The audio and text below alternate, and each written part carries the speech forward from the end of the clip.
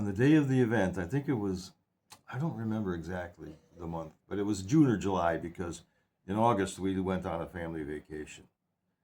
We played at our usual course, starting early enough that there was still dew on the grass.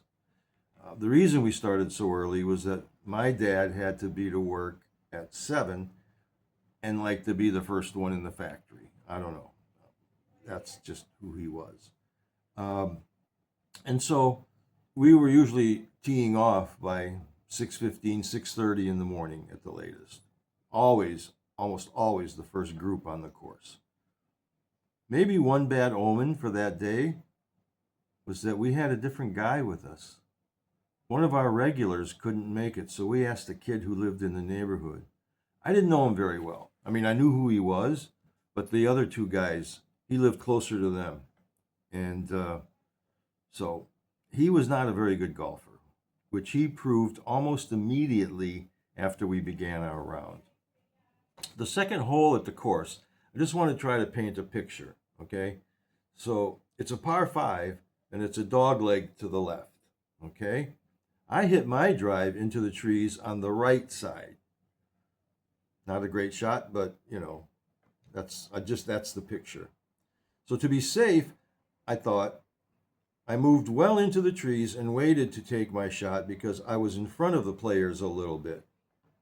I knew I wasn't supposed to walk ahead of my playing partners, so I went where I wasn't supposed to be. Totally out of the way, only the worst golfer in the world would hit the ball in my direction. I wasn't really worried because the other two regulars were decent golfers. The only unknown factor was the new kid. When the guest golfer swung, he hit a line drive 2-iron in a direction nowhere near the green he was aiming for. He shanked it off the end of his club to the right, but hit it hard. I heard someone yell 4. Now, I knew it meant the ball was coming towards me because we were the only people on the course, and the other 3 I could see. All right? So now, I bent down thinking, if they're yelling 4 while I'm standing up, maybe the ball's coming at that level, and if I go down, safety, right? Well, turns out that when I bent down right into the flight path of the ball. Ball hit me in the head, and I had just met the worst golfer in the world. I thought I had nothing more than a big bump.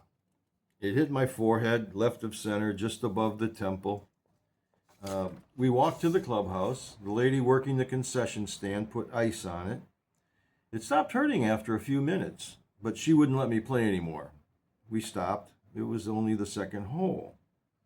If this guy was a considerate shitty golfer, he could have waited until the 17th or something to hit me, but no, he had to do it on the second hole and ruin our morning.